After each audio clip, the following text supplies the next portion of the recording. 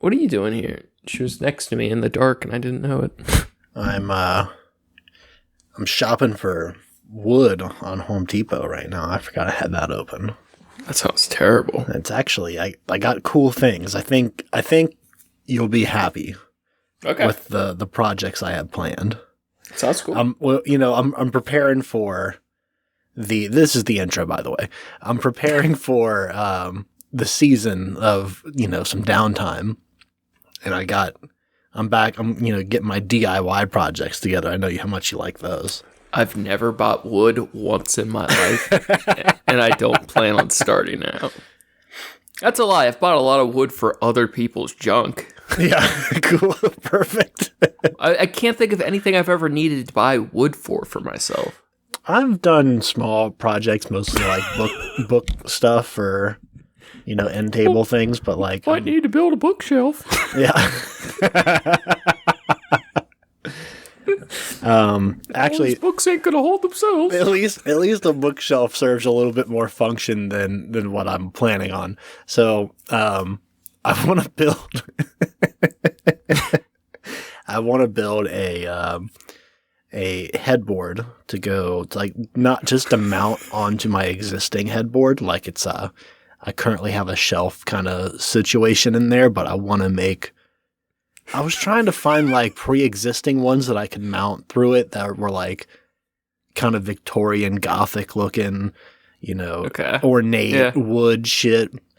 And it didn't even have to be super ornate, just something cool looking. But they're so expensive, even on like Facebook Marketplace. And the only ones that I found that were like reasonable were I reached out and I said, "Hi, I'd like to know the dimensions on this. I'd like to know how wide it is. I'm definitely interested, yada, yada." And they're like, "Oh, yeah, it's a great piece. It's still available." Yeah. And it's like, all right, cool. I just need to make sure that, it's the right size for what I need and like it's going to fit for me. Can you tell me the dimensions? I asked again, and then they ghosted me. And I was like, all right, cool, fuck that. And then the second person didn't even respond at all. So what are you going to do? Build it? Yeah. That's like a whole thing. It really shouldn't be hard. I have most of the tools that I would want to use. I want to get a router anyways. Doesn't it involve sculpting to some degree? Not what I want to do. I'm going to keep it really simple and go like the Gothic arches style. Sure. I'm going to do like a triptych of that kind of where with two smaller ones on the side and one larger one in the middle. Mm-hmm. And then like cross beams in between those will be some of the more detailed stuff that I'm doing, but I think I have a hack that's going to make it pretty simple. Okay. So I'm going to get 2 large pieces of wood and then cut them out basically the same, like exterior size, and then cut the relief so that I have like embossed outer pieces without having to like, measure everything 1,000 times and cut it perfectly to size to fit in certain corners and stuff. I'll send you a drawing, but I think it's going to be pretty rad, and I think it's going to be inexpensive, considering. So are we talking about nihilism today, or?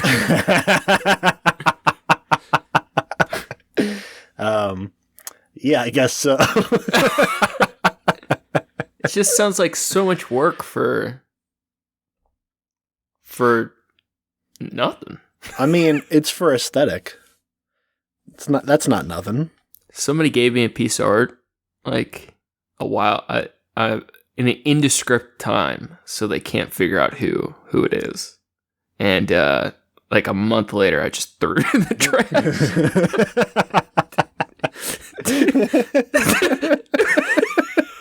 It would have been so easy to hang it up. Just like, oh well, it's been here long enough.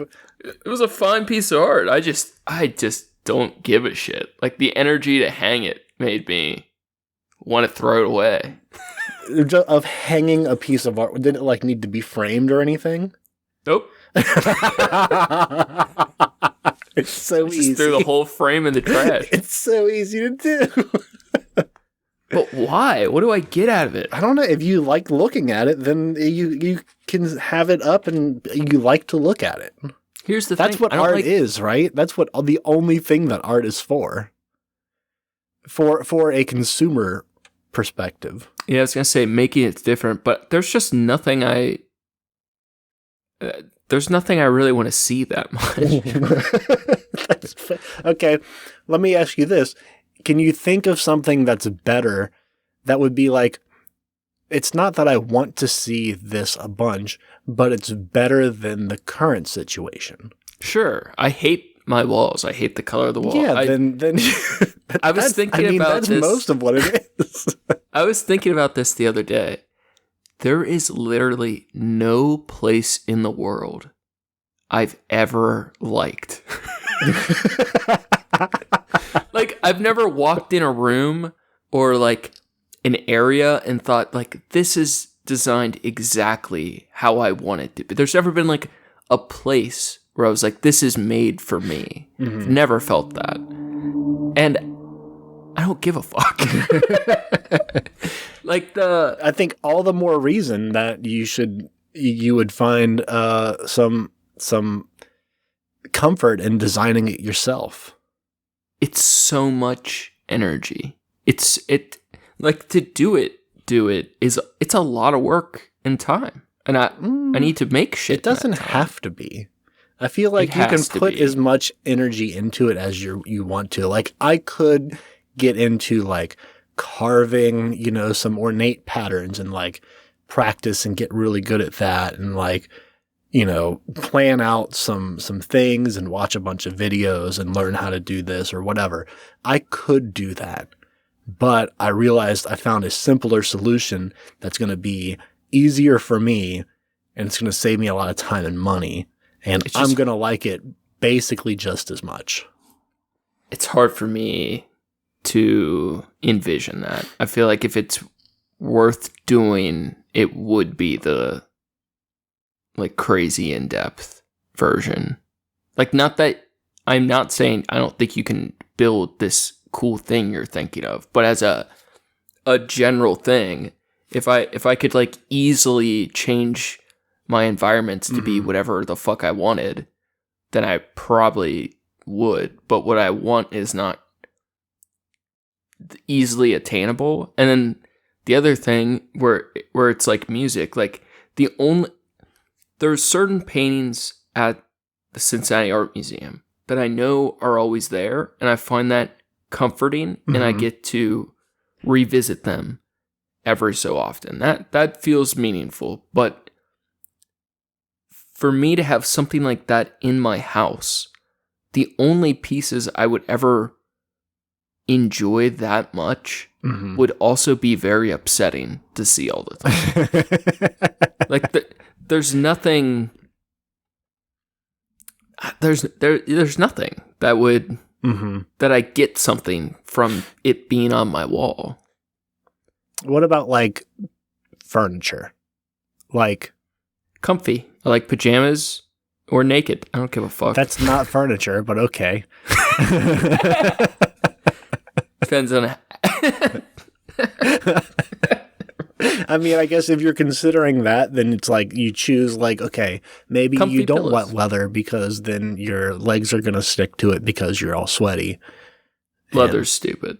Yeah. I think it's a good option if you have like kids and stuff with the sticky fingers, the constantly sticky hands, and it's easy because it's easier to clean up. Yeah. I can see it. I like some leather. I just don't want it to be like the main, like I'm not buying 2 couches. Yeah. If it's not making that much of a difference and it costs, a couple $100 more, probably not worth it. And you're laying on the corpse of a cow all day. Gross. Oh, I think most of the time it's not real leather anyway. I wouldn't buy real leather anymore anyways, but there isn't as much real leather as people think, or just like in general, like fur, like a lot of people still buy shit thinking it's real, and it's a pretty small percentage. Yeah, it's extremely, it's I don't know about easy, but it's like it's or even cheaper for that matter, but it seems, based on the percentage of it, seems to be a much cheaper option to make faux leather. and that's extremely passable and serves the same function as regular leather. For all intents and purposes, you can make the argument that like, oh, a good piece of leather will last, 100 more years than a. It is true though, but it's like I'm not going to be here for 100 more years. Well, I'm going to buy this couch, and then my mortgage ends in 30 years, and then I'm going to consider selling the house anyway. So, any faux leather I've had, like if you wear it hard, it really does fuck up in like a year. Like it's you get like 2 seasons out of it. Oh yeah, like coats and stuff like that for sure. Yeah, that's lame though. Yeah, almost makes me want to kill a cow. But it's also like, I mean, you're getting that jacket for a lot less than you're spending on a real leather jacket too. Like, I think the last time I bought a real leather jacket was when I was in my teens, and I still have that jacket to this day. And it's roughed up for sure. Like it's aged and worn, but I think that was like, we got it at Burlington Coat Factory, so it was not $600, but like the original price tag on it was like $600. Yeah, there's like a whole lineage of intergenerational punk jackets that get passed around that are like 60-year-old jackets and just. Yeah, jackets kind of make sense to me. Yeah, what blows me away is used t-shirts, like band t-shirts. It's fun. It's gross, but it's fun. It's gross. It's more gross than it is fun to me. Shirts last forever. Why? You just wash it. If it was a very cool band that I really, really liked and it was in great condition still, maybe. Why does it have to be in great condition? Because I definitely wouldn't want to spend money on a t-shirt that looks like shit. Why? Well, the other one is they charge a bunch of money for them. Like, oh, yeah, like, fuck buying band shirts. It's not like $10 for this worn ass t-shirt. It's like it's all the colors are faded and the print shit's worn off of it, and it's like I'm not spending $50 on this shirt because it was from the tour of '86. It depends. Like, go fuck yourself. If it's cool enough, it just depends on cool, the yeah. art. Listen. There's a person at the farmer's market that sells these shirts, and she has different ones all the time, or she at least displays different ones like up on this wall all the time. I have yet to see one that was like, I would get that. Yeah, there's not very often, right? Yeah, there was one she put up, and it was a Limp Bizkit shirt. Oh, Jesus. And I was like, it's everything else that she has is like old rock and roll shit, and I was like, what's the significance of the Limp Bizkit shirt besides just got the Limp Bizkit like band logo on it? And like, I was waiting all day for someone to look at it or buy it or something. Nothing. Like, no one was interested in it. You know how hardcore I am? How hardcore are you, Steven? I've never even listened to Limp Bizkit. That's a lie, and you know. No, I actually don't know who the fuck it is. Is it the Andre guy? The Andre guy? I associate them with Andre 3000. No, that's Outkast. I haven't listened to them either. Limp Bizkit is keep rolling. You know why? I have Andre 3000. He does some fun stuff. Whatever. Andre 3000's cool. I don't give a fuck about Outkast, but yeah. Limp Bizkit, I have refused to ever listen to because I think their name is that fucking stupid. And I will never listen to a band that has that dumbass of a name. Never. Fuck that. Limp Bizkit and the chocolate starfish it's and the hot dog flavored water. I don't get how you could ever listen to that and like show someone serious. It's just so stupid. It's fucking hilarious. I don't find it funny at all. I take it very seriously.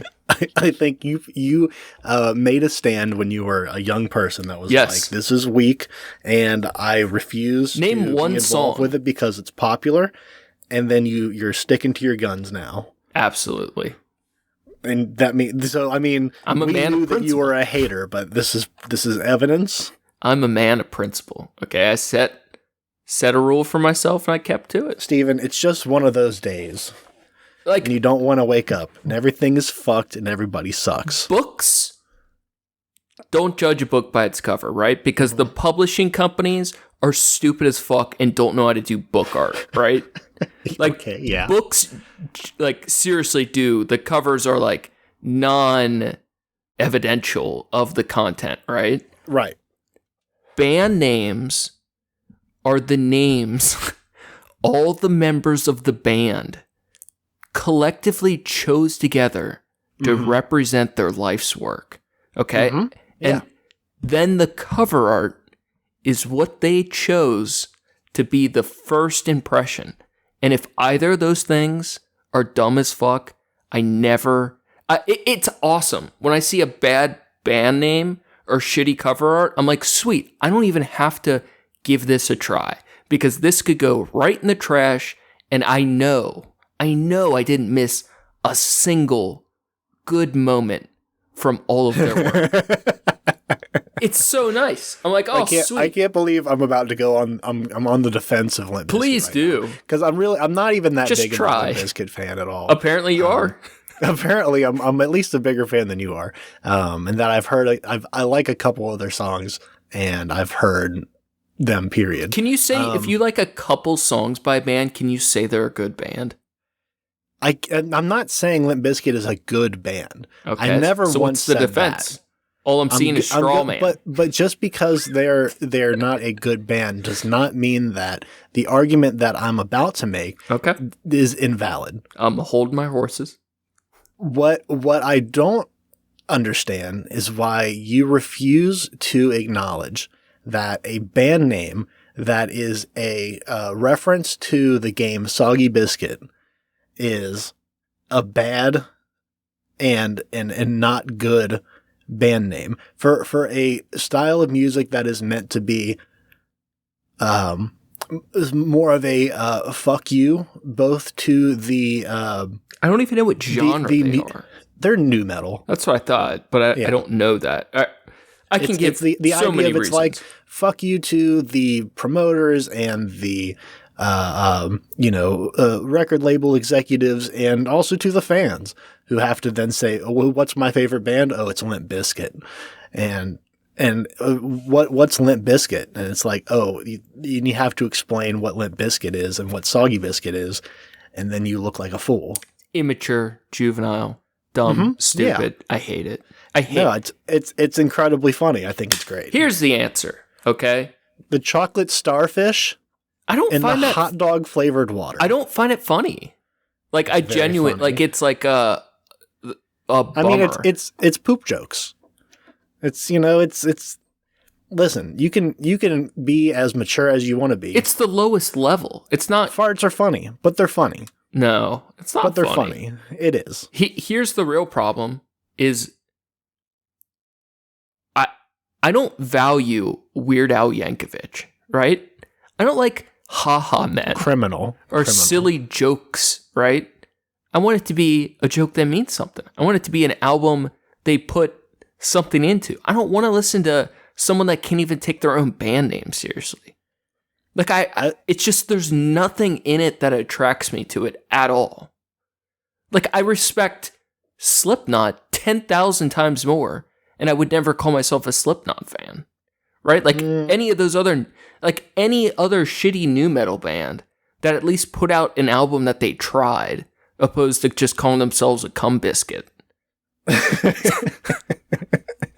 Listen, I will allow your trespass into into disgracing Limp Bizkit. It's the whole problem with their generation. All these dumbass kids that got hooked on cum biscuits because of Limp Bizkit, and they lost all sense of taste. Fucked us all over. Just not salty enough. These pretzels are making me But thirsty. what I will not allow is the admonishment of admonishment. That means that's a bad thing, right? The talking derogatorily about Mr. Al and his life's work. Interesting dude, but also a douchebag. He's afraid to do anything that means anything. Is he afraid to, or is it because he definitely has his own work? I don't He has give his a own shit. songs. His but hair is so the curly. I things stopped caring as soon as I said it. I think that's xenophobic in a way. I don't give a shit. I hate curly hair so much. I think that's racist or something. No, is he? What is the Yankovic is impression? definitely it's got to be a Jewish? Jewish name, right? I guess, but I didn't even think of that, so I'm not racist. Listen, if his hair is not straight and blonde and his eyes aren't blue, we're not having it. And if he doesn't hail the motherland, Jesus. I don't like curly hair. I don't like when guys have lots of curls. Oh, so what about like not good. cancer patients that finish chemo and they come out and they have Is that a thing? Cancer chemo curls? Is that a thing? Yeah, if you even if you had straight hair before, when you come out of chemo after you lose your hair, it can start to grow back, and your hair follicles kind of react differently, and it grows back curly. Not all the time, but it's a lot of times. Yeah, I feel like we got a bit of a medical myth on our hands. I'm sure anytime your hair grows back, it can change, but your genetics don't fucking change, right? Look up Hank Green before and after his chemo. Okay, I'm getting there. I feel like there's a way this could happen, but there's not. It's studied. It's understood. It's just a thing that happens. God, I can't tell if he looked better before or after the cancer. Well, Hank Green's not known for his looks. He's known for his science. See, I can't take him seriously. Okay, Why? Because of his curly hair? Sure, I'm a hard man. Suddenly, Hank Green, one of the progenitors of spreading science information on the internet, is now an irreparable. Bro, I wish you could see my fucking page because I don't see anything different with this hair. Are we talking like minor ruffles? No, we're talking about like he used to have straight hair, like long straight hair, not like long, but like regular length straight hair, and now it's fully curly. Does this have anything to actually do with the chemo, or is it just from shaving your hair? Okay, here, look up chemo curls. Okay. I really don't like curly hair. Chemo curls are a visible side effect of chemotherapy that can cause hair to grow back with a different texture, thickness, or pattern than before treatment. The chemicals used in chemotherapy can affect hair follicles and alter growth patterns, and sometimes remain in the body after treatment ends. The result can be anything from barely there waves to bouncy curls, and hair may have also a different color, sometimes a shade darker or lighter than before. Interesting. I do want to read more on this. This was so odd. So you don't trust cancer patients? Well, they got cancer for a reason. They're fucking liars. Okay? Can't be trusted. My hospital was the search result for there you go. For chemo curls. They're like, sir. I don't know why. Did they do a lot of chemotherapy? Apparently. I do see a lot of cancer people. Dude, I'm telling you, I still can't get over how much of your body you can live without. It blows my mind, man. So tell me about that. Every day, it's something new. There's just like, when you picture like gore in like a haunted house where like it's like ultra violence, but it's made of plastic and the colors are like way too bright, or like yeah, there's actual shit like that where people's wounds are like so severe it looks preposterous. Like it feels like there's no way they could be physically functioning, and some of them are living like, I mean, a lot of them are like bedridden, suffering, but there's also a ton of people that's just like living their life with these fucking open wounds, just like it's a normal day. It's just wild, man. Yeah, that's crazy. The human body is just so, both our minds and our bodies can be so adaptable to suffering. That's what Hellraiser was about. It was a bit, right? I only watch. I don't like horror movies. In between all the sexual what, Ricky? Stuff. I don't like anything. Okay. Apparently not. I was listening to someone talk about nihilism, debate. He was as per the usual. He was a pussy. Okay, he didn't even really believe in it. Okay, he knew all the right things to say, but I could tell he didn't really feel the nothingness. Isn't that the point, though? No, I don't believe he felt it. You think he felt other things? Yeah, like he knew the philosophy of nihilism. You think he felt too much? He believed too much. I think he thought it was an awesome, escape hatch way to deal with depression, emotions, like reality. Where it's like, this is my answer because I can choose how I feel and don't have to succumb to the things I'm feeling. Which I'm not saying is bad, but he didn't feel like the crushing weight of true nihilism. Well, you should hit him up on Twitter and tell him he sucks. I actually have. He's 2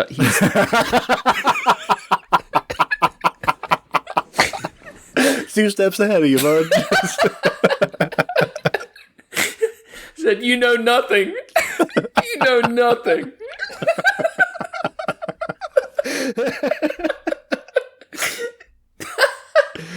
Oh man! Imagine contacting somebody on Twitter. Dude, I sent. It was a guy. I won't mention their name now, but it was somebody we were like, oh, that'd be fun to have them on.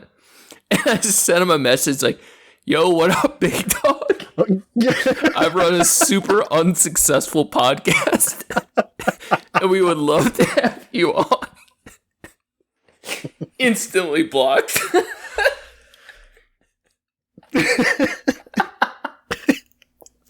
Well, that feels right. Honestly, probably. I mean, it was like smart move, bud. Yeah, honestly, I can't even hate on that. That's fair game. Oh, god damn it, dude. Who was it, Obama? No, he's coming on. Big dog. He's coming on. God damn it. So what's on the docket? Well, the other project I'm working on. Okay. The other project I'm working on is a dresser. Okay. So I went to a... Why? Well, listen. Do you need to put your clothes somewhere? Yeah, exactly. I want them somewhere besides the laundry basket on the floor. What are you, a king? You need fancy little boxes for all your fine linens? To organize my linens. But you have a dresser. I do. So I was trying to find something that was gonna, I've done all this work to all the other rooms in my house. I'm getting the kitchen together. I need some more work. That's kind of beyond me at this point. For the record, I really like how your place looks. Thank you. It looks very nice. I just struggle to understand how it's worth it.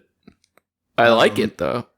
It's worth it on 2 different levels. One, it's worth it because I also like it. Sure. And I enjoy waking up and seeing it. But coming home and seeing it. Do you like see your stuff and feel happy? It's not even my stuff. It's just it's less about the stuff and more about the way that it's arranged.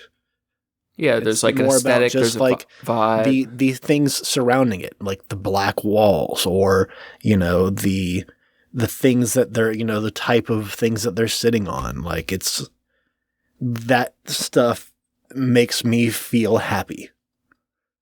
It's like this feels like it's like my mind palace, but I'm literally actually sitting in it. It's your like palace. Yeah, exactly. It's my actual palace. So like the only 2 things I could think of that would get me there, like if I'm walking down a hallway and in one doorway I see cat puke all over the floor, I'm like, fuck, what a bummer, because I know it's gonna steal my time and energy. And then if I look in the other doorway and there's a big pile of all my heroin, I'm like, okay, sweet, that's cool. And any other possible doorway, I don't give a shit. Like, unless it's actually going to make me feel good or it's actually going to fuck me over, there's just nothing in the room that matters. Well, let me ask you this. Would you rather do a bunch of heroin in a room? Yes. That's, yes. Just, yes. You got me. In a room that was like the fucking, the floorboards are caving in and the walls are like stained and shitty looking, and there's like a little a plastic folding table and, a metal folding chair to sit on? Or would you rather have a nice, big, comfy kind of like recliner chair and like an elaborate mahogany table and, some nice wood veneer paneling with some, crown molding and, it's somewhere Gold that looks marble, very yeah. comfortable and fancy. Yeah, some marble accents and. I'll give you two answers, okay? We'll give the obvious answer, which is you pick the fancy stuff. Absolutely, because you can steal it. Yes, you can. And buy more heroin. Absolutely, you beat me to it. The secret answer, though, is that it depends on what you're doing in the room. Mm-hmm. Like heroin. Like, you don't want to do hard drugs with like really happy people. Like you don't want to care about them that much, right? Like if they die, you don't want to have to mourn. It's the same way with the room. That's something I never had to think about before. Bro, it's the truth. It makes sense. In the little goblin clans, you just pick the other weak links. You have to be able to just drive by, push them out of a moving vehicle in front of a hospital, bro, and drive away. That is the truth of it. But for real though, it's the same way with an environment though. Like I don't want the thing about nice things is you have to maintain them. You have to constantly give them your energy. You have to show them honor and respect. Like there's a certain amount of energy it's always demanding of you. Well, let me tell you the amount of energy it demands to have nice furniture is you have to pull out a Swiffer and dust it. I don't want to do that. Well, it's such a simple. Why would task. Why? And you don't have to do it. You can get that, abandoned home with the cobwebs look vibe. Yeah, if you want to, that's a vibe too. I got, so I get spiders every summer, because I've got the windows open a lot more. I'm up closer to the trees, up on the third floor here. So they're just kind of, they do what they do.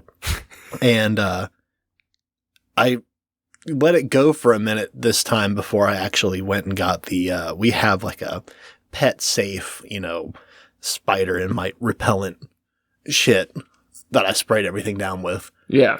But it was kind of cool for a minute because it was like, there was one that was like between a light fixture and a corner, and the way it was situated was like, that's pretty dope actually.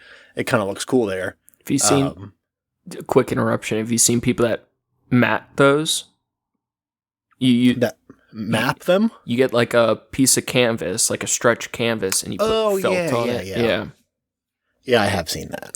Could be cool. It would be cool. That's one of those like I think that would be cool. That would be cool. But it's like it's not like super worth my time. Like that's how I feel about Swiffering. That's fair. The time it would take me to learn how to carve like a decorative and ornate headboard kind of thing. You could do it. I could do it. I'm not saying I couldn't do it. And I'm not saying I wouldn't do it.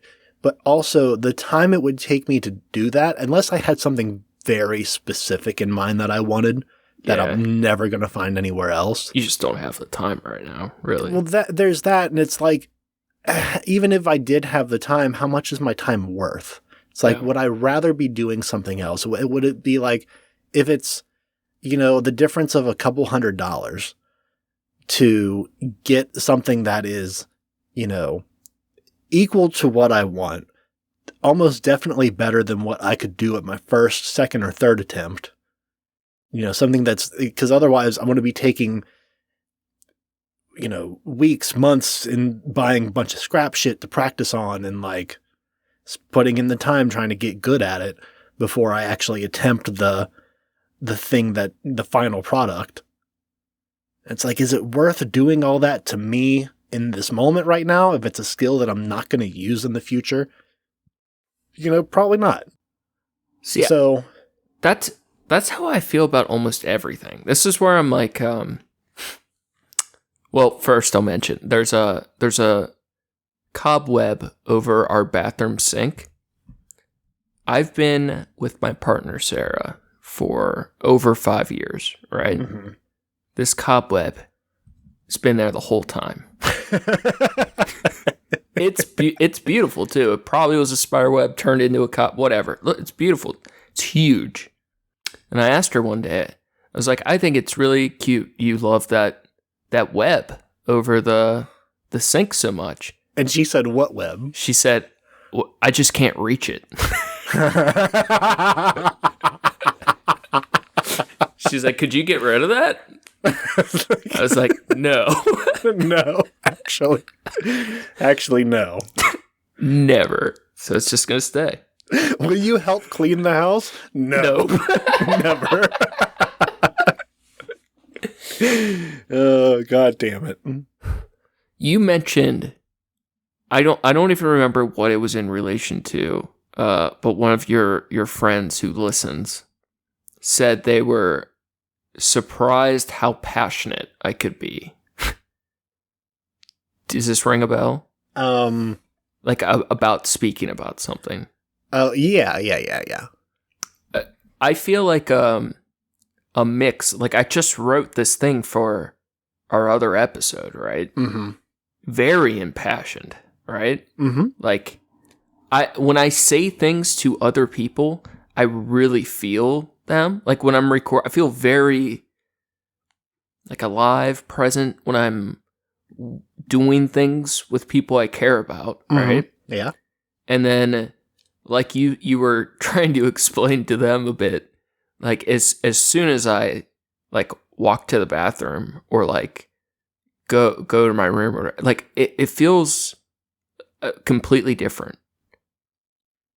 Mm-hmm. Like a complete divide between like care a lot and don't care. Like live like right now I'm very disciplined and doing the same things every day and like really sticking to like a schedule and like a routine and making progress in like working out and art. It's like the only things I do, right? Mm-hmm. Mm-hmm. But I don't give a fuck about them either. Like I feel really mixed. Like when I'm working on those things, it means everything in the moment. When I'm talking to someone, it feels really important. But as soon as I walk away or whatever, it's like, it feels very different. Let me ask you this. When's the last time you tried working with a different medium? I've played around with some stuff recently. I think we went to this a bit last time we got here. It normally starts with DIY maybe nihilism. Yeah. There's something there, but I did just fuck with doing the podcast covers are just goofy. But I was playing with a little AI. Did the paint marker cover for John, so that was like actual drawing. I've been drawing up tattoos this week, so I stay in the mix of other things. But when's the last? Have you ever tried subtractive sculpture, like carving or something like that? I have minimal experience. I think I would enjoy it. I think so too. Yeah, it's the destructive creative process. Yeah, it's like I don't want to fucking buy clay though. You don't gotta buy. You gotta wrap wood. it You and can find some spritz cheap it. balsa wood over at Michael's for nothing. Trees are disgusting. Okay, well, that's why you have to deface them with tools. Yeah, knives. Man-made carving implements that were made specifically to deface these things. It's just such an unfun medium. it's slow and it's worky. It's not fluid. It's not, you can't make creative decisions fluidly. It is make a plan and slowly shape something out of it. There are about cool wood parts burning? of it. Of what? Wood burning. I feel like it's the craftsman's like faux art.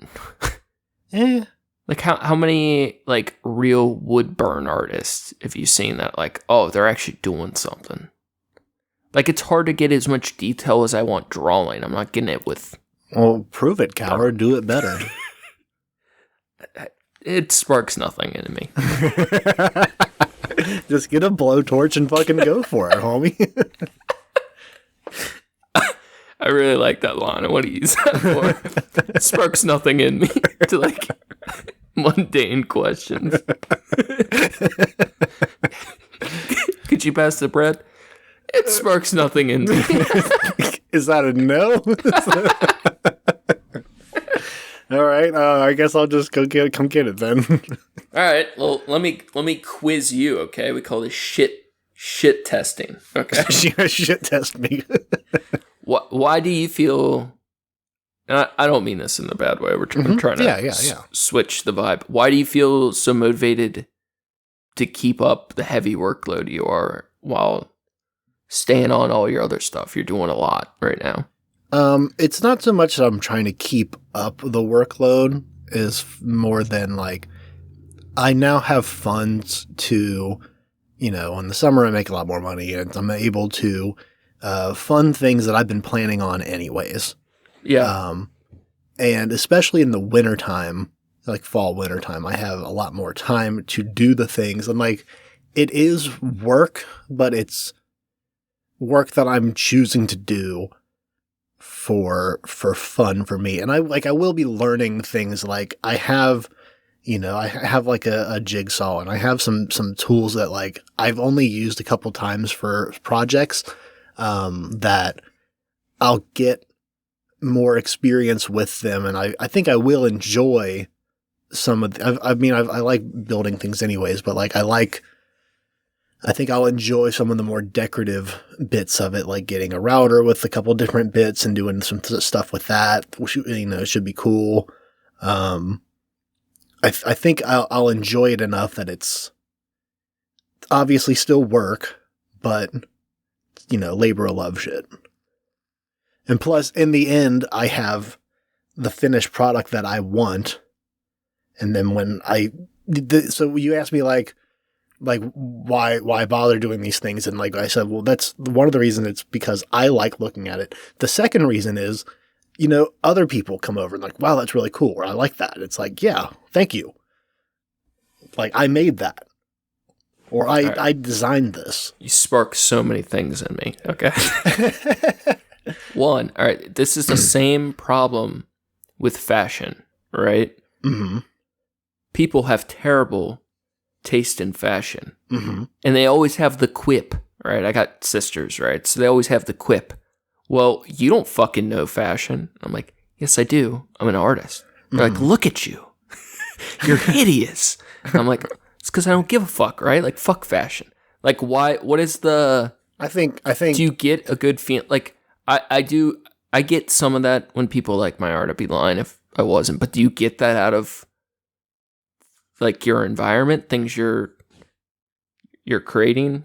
Like, not does it fulfill entirely, something? because I feel like for someone to say like, well, you don't know anything about fashion. I feel like that's dismissive in a way that I don't agree with. Of like, it's not that you don't know anything about fashion. It's about what you do like about fashion, and that's why you wear the things that you wear. Bro, because that's what you want to wear. That's what you choose to. That's how you choose to present yourself. Mm-hmm. Especially as an artist, like I wouldn't claim that even if it is jeans and t-shirts and whatever, like whatever, that's how I choose. Like we all shop at the same, It's all aesthetics. If you can't be an artist and not understand fashion, you can't. Yeah. Like you can't be gifted or like good or whatever the fuck you want to call it in a medium of art if you don't understand other. It's just it's like literally just looking at shit. Like, do you understand what can look good, what fits a person's form, anatomy. Like, yeah, it's. But the question is like, why the fuck should I care how someone perceives how I look? Was where it gets. It's not that you have to. Right. I would never but say that anyone people has feel to. Yeah, fashion people feel that way though. It's like their idol. I think fashion people. I think the thing of like caring about how people perceive you. I don't. That part doesn't bother me so much as when it starts getting into brand stuff. It's like I don't want people to see me unless I'm wearing, a recognizable name. You know, like that's the thing that's what kills it for me is it's like, that's so like, who the fuck is this? It's trashy. Like Gucci is the trash. Prada, all these, any brand in a rap video is the trashiest shit ever. And poor people that buy it just haven't figured that out. They're just being tricked constantly to buy shit they can't afford. It's actually so gross when people have brand name shit. It's so fucking stupid. Yeah. And what's wild to me is stuff that like, even if it's like, perceived to be less than, once it gains, some popularity, and I can definitely work with like, the supply and demand and whatever. There's some of that. There's like costs of goods go up and cost of labor goes up and yada yada yada. But then you have like the example I always use is Jinko, of like when I was a kid, I wore Jinko jeans and we got them at Kohl's for like $20, and now they're like $300 online, and it's insane to me that that's like, just vintage. That's yeah. No, it's not old stuff. It's new stuff. They're still making clothes and they're selling them for $300. That's dumb. It's very dumb. Yeah. And like, they're not like, see, I feel offense when people just dress nice. I find it offensive. Unironically, I actually really don't like it. It's not offensive, but I just don't like it. Well, explain. Why the fuck are they wearing nice shit? Like, it's... I guess, elaborate on nice shit. Is it like presenting to be nice, or just something that is... or something that looks nice, or something that is expensive? Something I can tell they put time into arranging the fit is stupid. Yeah. Like, if time went into, like, crafting your outfit, it really is like for people to pay you attention, for people to like what you're presenting, like for you to give off a vibe of like either money, togetherness, like sex appeal, whatever the fuck it is. I find nothing about it enticing. Like it's speaking as the only single man in the room, it's kind of important to stand out a little bit if you want people to notice you. No. I don't think so. I think it's way less important than people think. I think it's important enough to me that I do, like when you go to, you don't leave the house. Not anymore. Like when you get up and you start putting on clothes for the day, like, do you just grab the closest thing to you, or do you go, I want to wear these today? Or or if like you decide, okay, halfway through the day, you've been wearing your boxers and, a ratty t-shirt while you're doing work. And then you decide, okay, I got to go to, the store and grab some shit. Like, yeah, I grab whatever. Yeah, whatever. I mean, pajamas, yesterday's shirt, tomorrow's shirt. I don't give a fuck. There's a certain amount of like, grab a decently enough pair of, clean pair of jeans, and to go to the store. They need to have your cleanest jeans. I didn't say my cleanest jeans. I said a decently enough pair of clean jeans. Your cleanest. Cleanest jeans. I mean, like, I wouldn't be caught dead. yeah, that dirty in denim. yesterday's denim. No way, not at all. No, it's why shouldn't you go in your pajamas? I mean, if I'm going, if I want to, I could, but I just choose not to. I don't want to. So that's fine. But if someone's like, no, I'm going to the grocery store. I want to look good today. And they got all spruced up and make a whole little outfit. It's stupid as fuck. I don't. I feel like you're hating on nothing. I am. I'm hating on everything. For no reason. There's nothing. Good. Yeah, I bet it does. That's like that's such a moot argument. That's like I can't even. I actually think it's bad. Play in this thinking, space though. with you. I think it is bad thinking though. Like upping the hype. I feel like it's the number but I don't one. like it. I think like if my partner wants to get all dressed up, I'm like, fuck this. That's it's a so core stupid. tenet of the satanic Pride. order of having pride in yourself and your aesthetic, right? Yes, and it should be balanced with sloth, right? There's a certain amount of like you want to look a certain way. Look good. Dress to the nines and don't do shit. I think it's bad. Lounging around your house in a 3-piece suit. Go into Walmart in a 3-piece suit. I like that we keep cutting each other off. Get fucking robbed in the parking lot. I don't like how much importance people put on how they look. I definitely get that people take it to extremes. But I think the moderate is I don't see anything farther wrong than with it should. I don't see anything wrong with caring about how you look. I'm not saying you shouldn't care at all. Like I've definitely put more importance on it at times in my life than I think was good. I think most people do for most of their life. Someone invites you to a wedding. What are you wearing? Jeans. I've done it to every wedding except Sam's. And why did you not wear it to Sam's? Because it was part of the bridal party or whatever. Mm-hmm. There was a whole get up. And so you were required by rules to put on trousers, put on slacks. He's one of the few people I wasn't gonna make an issue. I was just let's fucking do it. Let's get it over with. Get him hitched, and then I could take my pants off again. Take your pants off for the after party. Oh god! Yeah.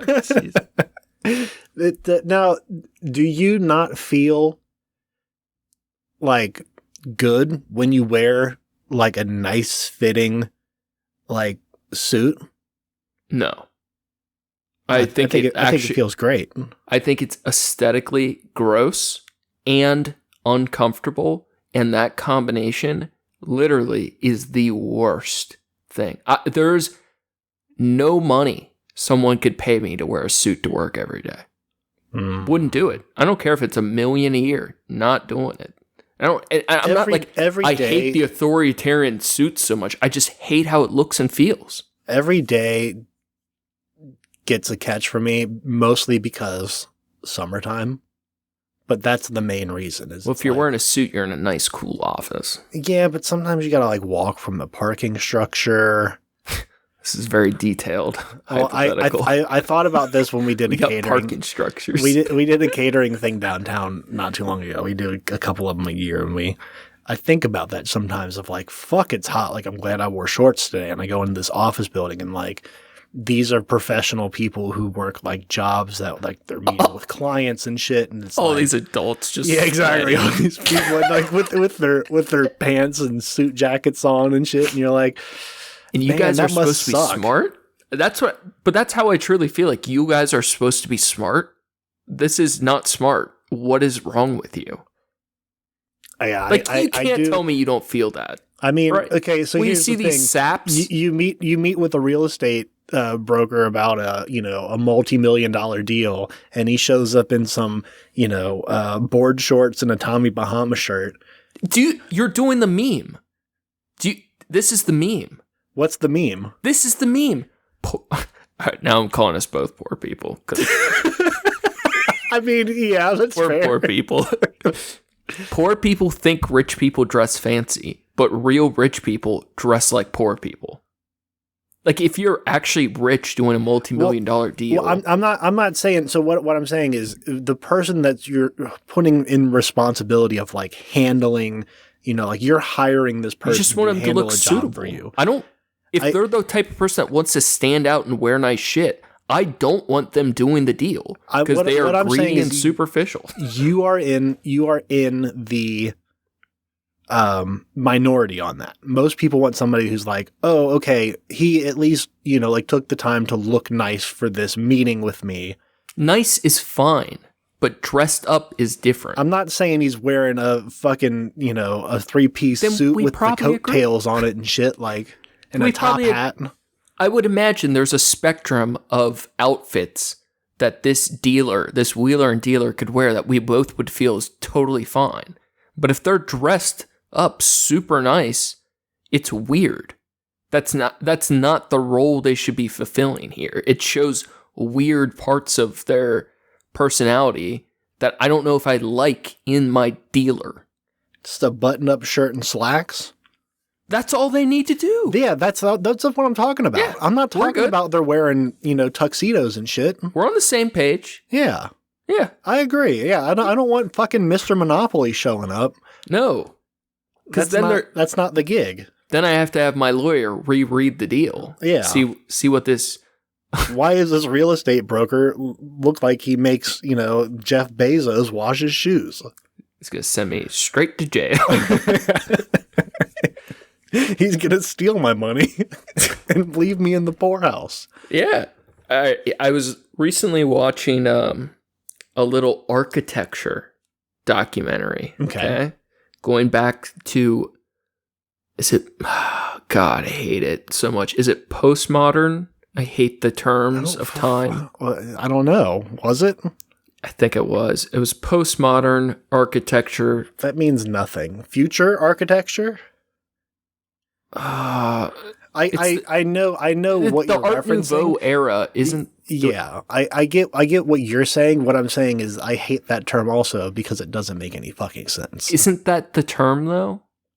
I could be fucking it sure, up, but I think it is the postmodern in the Art Nouveau-ish era where people were first finding new ways to manipulate concrete with rebar, and they could start doing more abstracted forms of art in that time period. But it was also when brutalism started coming about.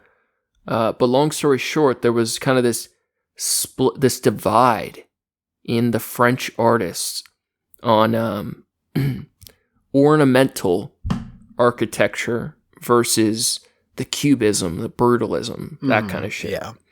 And one of the very famous architects, one of his lines was that ornamentation is a crime.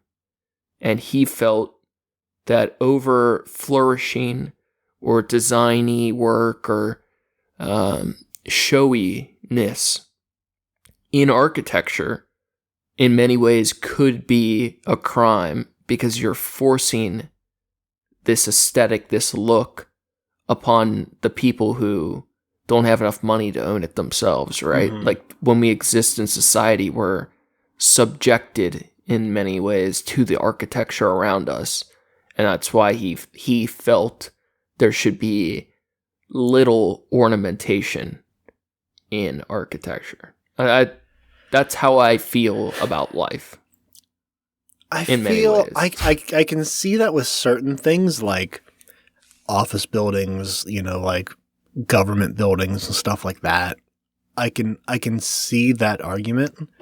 But when it comes to like my house or a home, sure. Like I like old Victorian style houses. Then they're like known for all the different embellishments and the the goofy, I like a lot of it too, but it is all nonsense, right? Yeah, like it's way over designed, and like, you know, if built properly should be fine, but like there can be structural issues when you have like the turrets and shit, and like It was a way to showcase their money initially. Yeah, for sure. Literally what separated them from the plebs, right? Yeah, and then, you know, the swing side of that is like most of those houses now, especially around here, and it's the same in Cincinnati, like those houses are going for extremely cheap because they weren't maintained and like no one could live in them. No one could afford to live in them, so they went abandoned for years.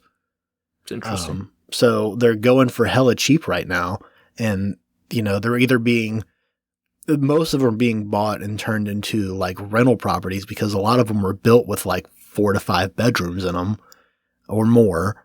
And, or, you know, like in a situation like ours, like we bought it to own and then like to live in. And it's a much rarer case, but let me offer an analogy of sorts. Yeah. You're on the bus, right? Mm-hmm.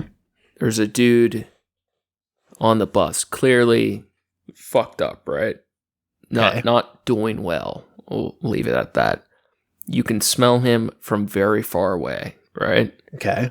And up close, it's like actually unbearable, like nauseating, right? Yeah. This is like a literal assault on your senses, right? Okay. And because we have empathy, compassion, for the most part, it's like pretty understandable why that we're not taking like personal offense to it, but it is like something is being done to us just being in the vicinity, right? Right. All right, we can understand that. Now, on the flip side, you're on the bus, a person gets on, and they have chosen to have the ornamentation, right? To wear an enormous amount of perfume or whatever the fuck if they're a guy. Like, that is unacceptable to me. Like, yeah, that's way less acceptable than smelling poorly in my head. Like smelling, you know, like because like it was a deliberate choice. Yeah, exactly. Yeah. That's how I feel about a lot of things. Like, even someone just dressing nicer than the scenario calls for. Like, of course, there's like a wide spectrum of like what is acceptable for what you're at or whatever. But when people put a ton of time and energy to like shore up their confidence or to manipulate, in some sense, people's perception of them because they wore the right combination of items, mm-hmm. I find offensive.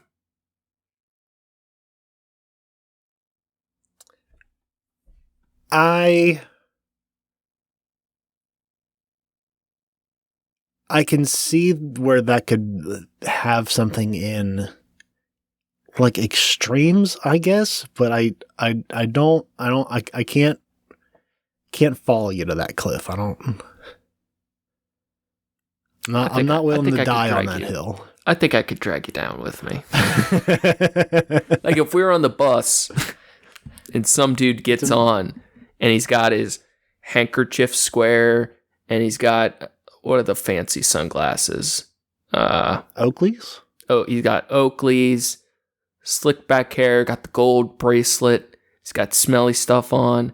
He's not doing anything wrong, right? But we're like downtown Cincinnati. He's probably going to some like nice bar or... I mean, we could definitely agree. Fuck that guy. That's what I mean. Yeah. You just admitted it. I get that, but why? Why do you feel fuck that guy unless there is something offensive? You don't just feel that instinctually for no reason.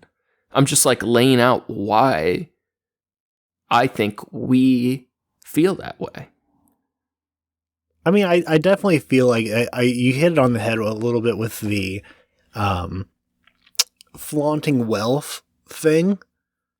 like that's definitely a big part of it for me. Think of like how much hip hop music relies on that. Oh Think of, yeah, like, for sure. It's crazy. think of how many metal bands do. Like there's That's degrees, right? Of acceptable, non-acceptable. But this is like what people do constantly. Like how you come off to people is many people's like a central concern throughout their life constantly. Yeah. I mean, that's like part of a whole conspiracy theory with the. I mean, I don't even think it's a theory anymore. I think that's been proven. Of like with rap music, especially like the idea of pushing. Oh yeah, like you too can have, this kind of money if We're as cool as me. if you deal in drugs and gangs and shit. Like that was pushed on purpose by, record labels and shit. And it's like, yeah, it won because it sold, but I think it's. I think that might be a bit of an exaggerate. I feel like that's just what people want. Like the record labels may have been happy for it, and the '90s were different, right? '90s, 2000s, but now, I mean, it's just straight violence and wealth, right? That's like, that's what people want to listen to. It's what people want to sell. It's what sells. I don't know if there was any like industry influencing that. Sex, drugs, money, and murder. Yeah. But I feel like we're the same like the nice looking guy on the bus that we're judging. I'm sure he would have an equal judgment oftentimes towards us, right? Being schlubby looking. Yeah. And this is all like goes back to aesthetic preferences, right? That there is no like morality at play, but we all have like aesthetic preferences that define what we think is good and bad. Now, is the guy on the bus who is dressed nicely, is it the same guy? Because I'm under the impression it's the same guy who's wearing all the cologne, because I feel like that is still the greater offense than... The second time I brought up this man, I said he had a spritz on, but he wasn't. A spritz, okay. He wasn't drenched. This is like a normal. Why should I have to smell him? I'm not taking away the fact that it's true that I would probably have been like, fuck this guy, but also I would be way more upset about someone, regardless of how they were dressed, doused in cologne. Sure. I don't want to smell anyone I don't choose to smell. Yeah. I think that's fair. Yeah, that's fair. There's a lot of people I would want to smell. I already got to look at you. Give me a sniff. Don't make me smell you too. I don't know. Nothing matters. Nothing matters. Life is fake, and none of it's real, and none of this matters. And speaking of which, you can't take any of it with you to the grave. Have you looked into the dead internet stuff much? No. It's unfortunate. You're talking about like E-Bombs World? No, it's unfortunate. It's becoming a conspiracy theory, like widely being accepted as like, oh, it's real, but we know it's just like, potheads and kooks brewing it up, but it is a real thing. But the scope of it is still not understood. The latest studies and estimates that are showing that since the blooming of AI, that up to 42% of all internet activity, traffic, download, viewership, ad payouts, up to 42% of the internet could be fake, dead AI shit at this point. 42% of the Amazon comments, the fake blog pages, the recipes, the Twitter likes, the our podcast plays. I've been saying that for a while. I fully feel like our shit has waves that are botted, not by us. Like people's views, like people pay for fake activity all the time, right? But the theory by like internet research groups and stuff now is just that there's so much fake activity and botting and all this shit going on that up to 42% of all of the internet may be AI linked / fake. And I think that makes so much sense, and I've been saying it for a while now. But I think about 40% of the people on our Facebook are not real. I think possibly 40% of our plays are not real. I think a lot of the shit that people interact with is not genuine anymore. And it sucks because it is like a potentially dangerous or like bad theory for people to think. But it's also as bad that you don't understand it either. Yeah,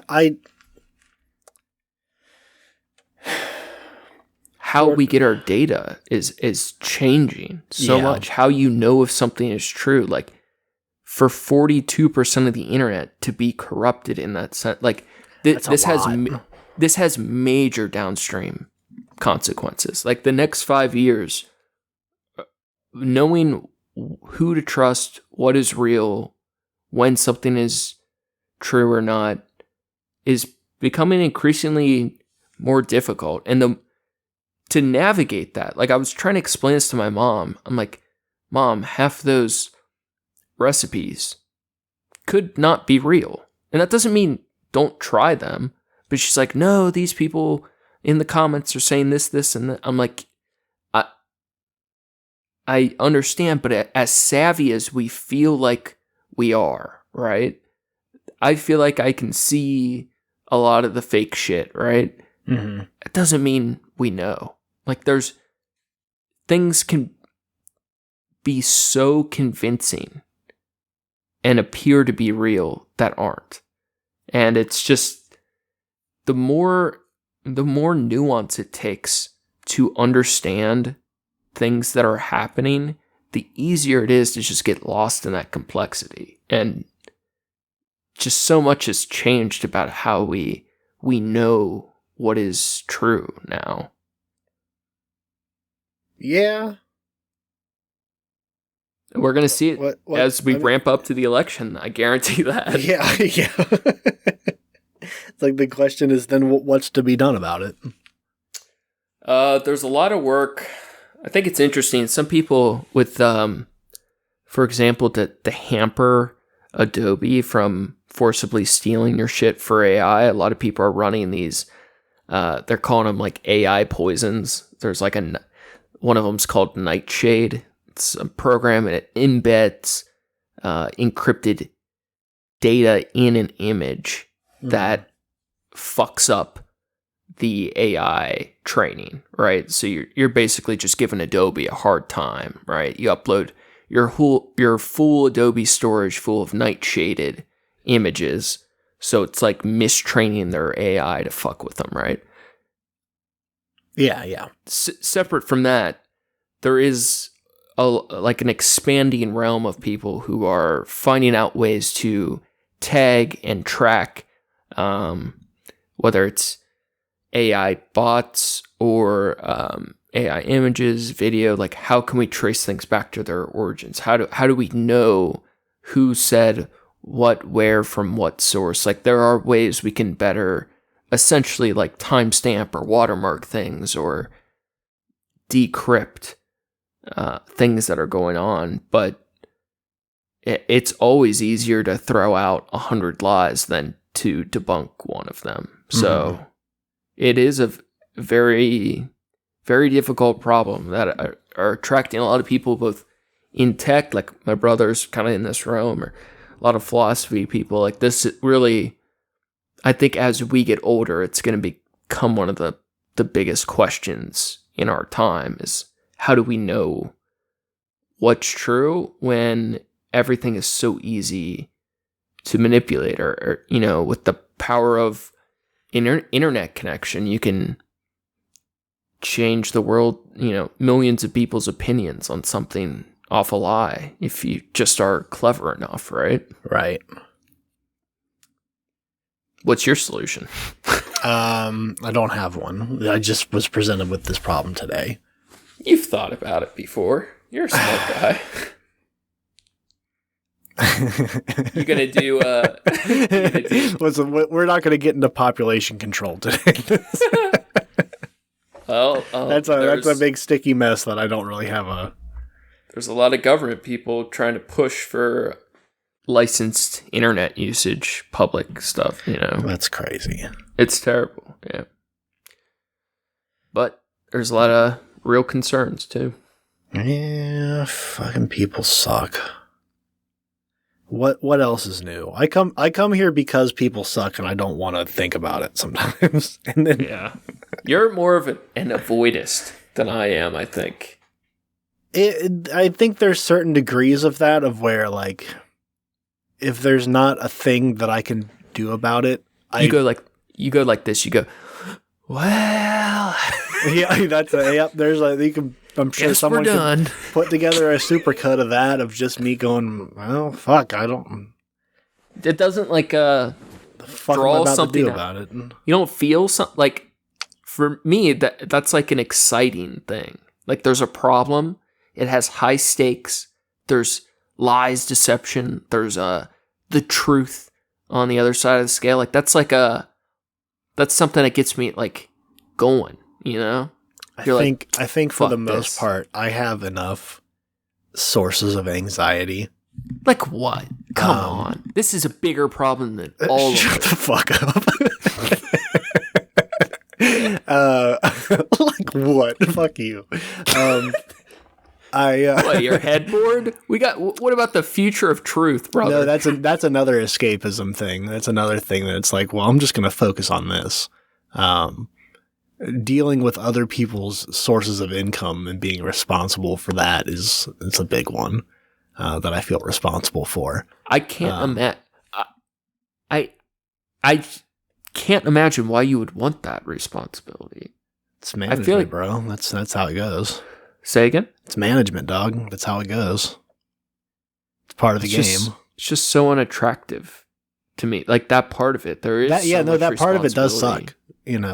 But I think that part of it does suck. But the rest of it makes it worth it. Of having some form of control, having a hand on the ball of what I'm doing, and the choices to be made, and how we do things, and setting the standard of this is what we expect, and this is how this is going to operate, building systems, stuff like that. Like I enjoy that.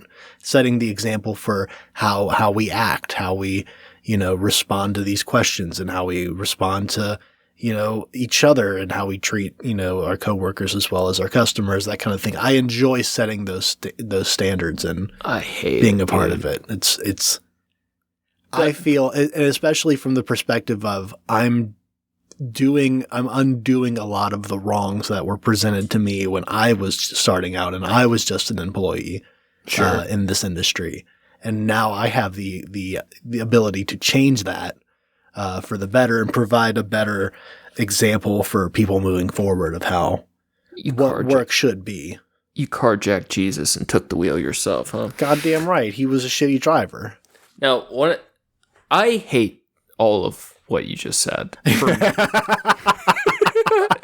me, I hate that you enjoy what you do. I don't see anything appealing about it at all, but I do find it very respectable for people like you and my buddy who I did pools with, Alex. Good dude. Mm-hmm. Both of you have this in common, where I think you genuinely find some happiness or take pride in like getting people fed, like showing they can get something for their hard work, opposed to like all the jobs or like shitty alternatives that weren't taking care of them. I think you guys take pride in that, which is like awesome. Like you want to work for those type of people, but I truly can't imagine what feels good about being in that position because it just seems terrible. It's only rough when there's things that are like outside of our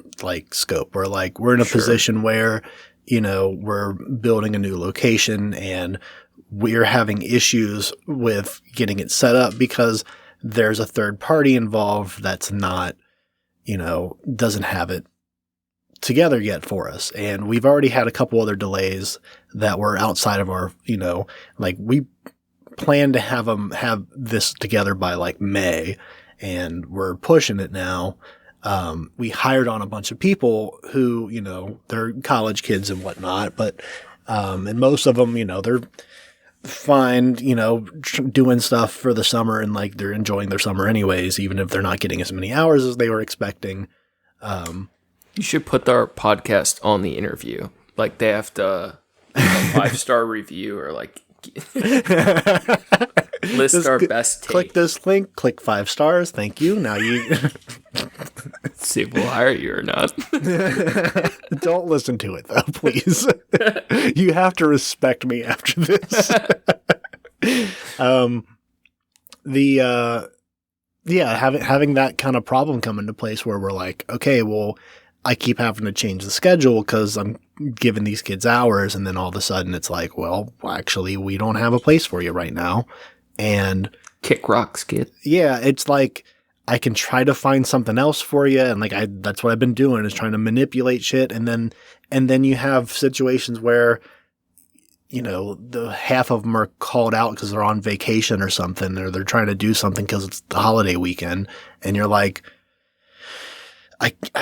it sucks to have all of them out at the same time, but like I kind of understand where they're coming from, because it's like we keep cutting hours on them, but suddenly we need them and they're not there. Like, but then you have the people that are like, you know, your ride or die people that are like, you know, busting their ass and working hard, and like, you know, I love being able to take, you know, show someone that like, absolutely, I support you. I want you to feel supported. I appreciate the work that you do, and I'm willing to pay you more for it. But then also when they have something come up where, you know, a rare case where like, you know, something, heaven forbid, a family emergency or something, but sometimes it's like, I just need a mental health day or something. It's like being able to provide that for them and be like, yeah, fuck it. Take today off, take tomorrow off. Like, you're good. We got you covered. You know, we'll figure that out for you. Having that feeling of being able to be like, being able to support people like that part feels good. That's the part that makes up for it. It sounds terrible. Like, for me, a cat and a girlfriend is way more responsibility than I want. Right? That is like, I'm redlining. Okay. I'm white knuckling to keep all the responsibility under control, bro. I don't want, like, being a manager, you're basically like a mother hen to a bunch of like really dumb children that you're trying to like keep the flock together. And I don't want anyone's. And sometimes you have to call the herd a little bit, you know? Sometimes there's someone in there that just makes it harder for everyone else, and you have to be the one who's able to cut them loose. And like that part is, sometimes it sucks. Sometimes it feels good because you know you're doing the right thing. Here's the thing. I don't even want responsibility over myself. Okay? Who wants to be responsible? I would like to do things and be like, who fucked that up? And I'd be like, wasn't me. I'm not responsible for my actions. That sounds awesome. I don't want to be I don't disagree responsible with that. for a bunch of other people's like lives too. While I don't disagree with that, what I honestly see it more as is like, I don't want to work in a position where shit's fucked up. And the way that I ensure that is by being the person who makes sure that shit's not fucked up. It's brutal. And it's honestly like I've known from a really long time, since a very young age, that like I was either going to work I planned on working for myself. I planned on having my own business, having my own thing. This is I was going to say second best, but no, it's like honestly the better option for you, especially in the food industry of like, it's not my investment. If this all falls apart tomorrow for whatever reason. But you're sharing in the rewards too. Yes. That's the other one is like having the owner be the person that he is. It works in a way that it's like, because he sees it the same way that I do. He wants to take care of his people. Yeah. Like you. Yeah, that's exactly. Cool. Yeah. It's better than working for me because I'm more concerned about cost and shit. Sure. Than he is. Yeah. He's concerned enough that, we're going to thrive as a business, but he puts us first. Yeah. All right, here's the question. We've hammered and hammered through the docket. How are we getting out of here? The docket. The list of topics that we definitely wrote out about what we were going to talk about today. Well, we had real talk, okay. Money talk, right? Mm-hmm. Yeah, we covered no covered cap. the financial stability. We got you covered on that. Truth Come to us and for philosophy, advice on your DIY projects, architecture. We covered it all. Okay, the things that most podcasts cover over an entire year, we tackled in an hour and a half, maybe. I'm guessing. Killed it. We actually this started as a lights on planned podcast, and it turned into a lights off unplanned. we had a game plan, and I do think it was the right call to abort it. But I think next just give us something to marinate on. Yeah, we got a fun the Dementia Royale. Okay, when we cover an event that happened by the time it comes out, like a month and a half ago, bro. With that in mind, let me just say this. I live on a very poor street, right? Mm-hmm. 4th of July, the night of 4th of July. Everybody's shooting their shit guns into the sky. Uh-huh. Fireworks. Big ones, I'm sure. All the pretty colors. All I'm thinking in my mind is that these hillbillies are just burning their money in the sky. Dude, right? Exactly. They don't even understand. We just took the first step to destroying democracy. Like days prior, the Supreme Court giving the president immunity. Like things are like it is the worst thing to happen in our country since we've been born. Yes. and meanwhile, all these fucking hillbillies are shooting their guns at the sky and burning their money. And no one's talked about it. It's like compared to how the debate went, no one gives a fuck about these rulings. It's like, oh man, for all 4th of July, I was just listening to shit like, these people are so fucking stupid. Yeah. Oh, God. Dude, every year I think about it. It's because it's not just on 4th of July for me. I'm sure it's not down there either. Yeah. New Year's for sure. Father's Day, all summer long up here. And it's very cool about it. Bleep out the name of the city I live in. It's definitely not a high income neighborhood. And it's like big fireworks, it's expensive fireworks. Yeah, it's like, I've been to fireworks shops. I know how much these cost. It's crazy. And the people that are setting them off for hours.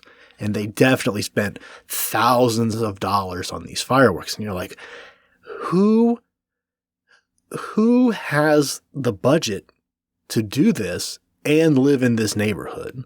That's the thing. It's like, everyone deserves to have fun. Sarah has this, one of the funniest things she ever said.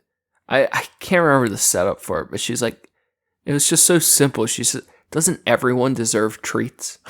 And I strongly feel that there's like no reason everyone shouldn't be like allowed to enjoy fireworks, right? But right. It's like the freedom of our country is like at our lowest as we're like making kings.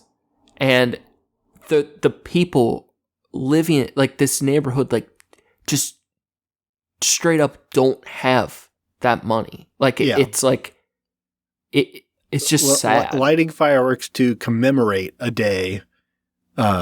Celebrating freedom as we're losing. It's crazy.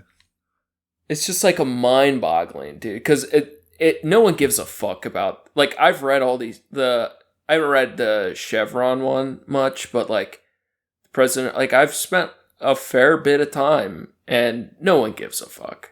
Like, no one gives a fuck about it. There's like abortion will get 10, 20, 30 times more. Like, Biden focusing on that would get 30 times more attention than these Supreme Court rulings. And I've been very vocal about it. I care about abortion stuff a lot, but we literally cannot have presidential immunity. It is so insane, un-American, and the amount of noise that gets compared to like an abortion or like even a gun thing, like it is minuscule, and it's just it's so fucking stupid. Yeah, very, very fucking cool. You were asking for a way out, and you know what? Actually, I have the best way to do it. We never even did a way in. Oh yeah, you're right. Welcome to the Trash Cats Trashcast. I'm Richard. I'm Steven. And thanks again for listening, everybody. Thank you to Approaching Human for the use of his music. You can find his work on SoundCloud at Approaching-Human. Thanks, John. Make sure to check out the show page at Trash Cats Trashcast on Instagram for news and art from the show. Check out Facebook for the memes. If you're super bored, you can check out my trashy art on Instagram at Skyzix, SKYZACX. Hopefully something new up there soon. Got the Dementia Royale coming up next. And appreciate you guys. Thanks for sticking around. Plays have been up. I'm going to assume 42% of that is bots or fake shit, but the other 68, maybe? Is that the right number? No, that's 58. Not the right number. Yeah. of you people are awesome. So fuck yeah. Appreciate you guys. That's going to be all for us today. Stay classy, eat trashy. You got nothing else to add? Go fuck yourself. Go fast. Eat trash.